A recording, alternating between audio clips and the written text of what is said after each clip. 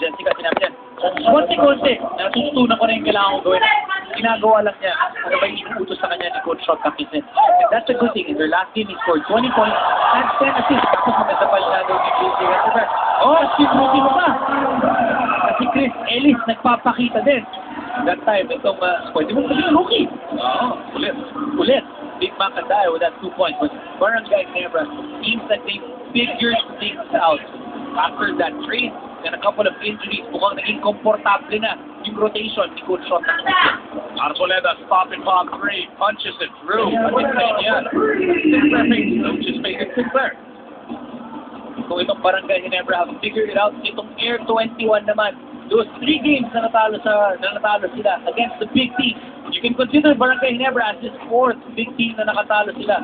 They still have a chance to be able to make it to the playoffs. If you're Air 21, you want to focus on those next games para makakuha ka, para maka-abante ka. Alam mo, kalimutan mo na yung 4 na sunod-sunod na talo. You want to focus on what lies ahead.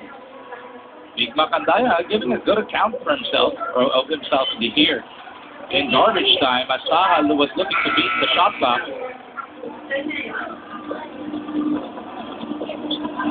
Three-pointer on the way na naman. Hindi makaback to back. There's si Paring Queenie.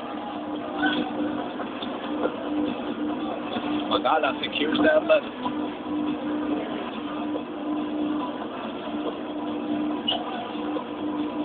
Little Robbie with a pull-up. Doesn't work. Kumulong to Ritualo. Pepreno sa may 3-point line. Franklin. Get that one. Maha for the board. Such a difficult game para sa Air 21. Barangay Ginebra just on it. You would feel the confidence, yung kanilang ikot ng bola. Right? Pagkakabuyan na kagad, itong Barangay Ginebra, simula pa lang. Yung binabanggit mo na, they came into the game riding a 4-game winning streak at alam mo na yung kumpiyansa. Iba yung kilos mo eh. Pagka ganong nakakasunod-sunod kayo na panalo. Difference of night and day. Nung nag-5-game losing streak sila, lalo na yung huling dalawa.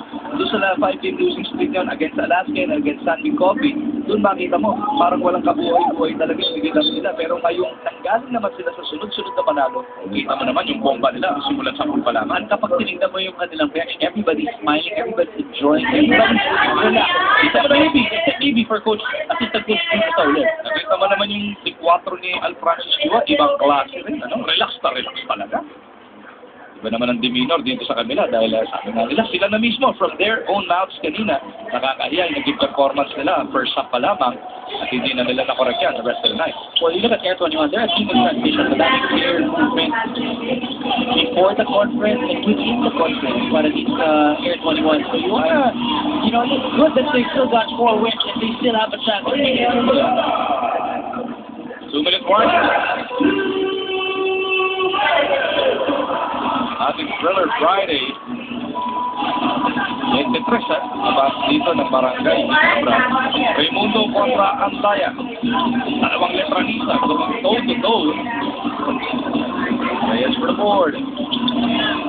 Barangay Ginebra on track. Dito sa Big Dome, this coming Sunday, first game sila. Barako also needing a win. Barako Bull Energy naman. Barako Bull also on a 4-game losing streak.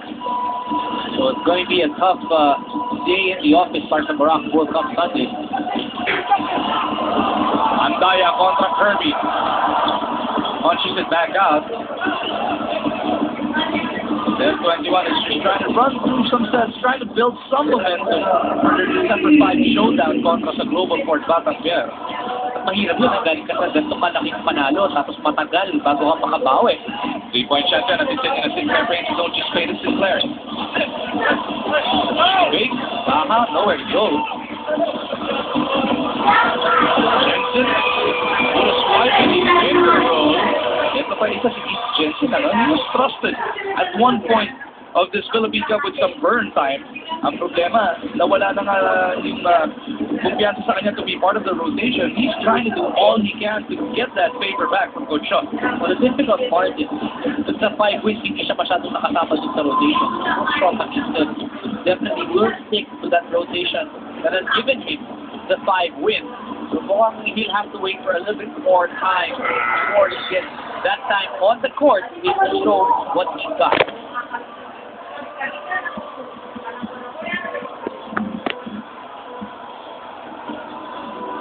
So Barangay Ginebra will march into their 7th win and will only be behind Rain or Shine by 1 full game at the end of the next 15 seconds. Ibang klase naman yung kapag na pinibigay. You never say that, not just within a game ngayon, within a tournament pa to.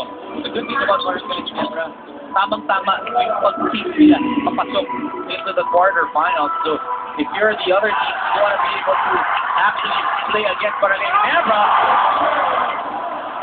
Yusuf Taha with the exclamation point. And the crowd erupting around the big dome. Appreciating the effort of the Barangay Ginebra gym team. Air 21 really completely outplayed in this basketball game. Yusuf Taha, dun siya lang galing. Looks like he's comfortable as well here at Barangay Ginebra. So final score natin, 99-76. Barangay Ginebra wins in a huge way, manhandling Air 21 in a not-so-thriller of a Friday here at the Big Dome. Well, they started out strong and they never looked back. You talked about putting away Air 21 early. They put them away early in the third quarter.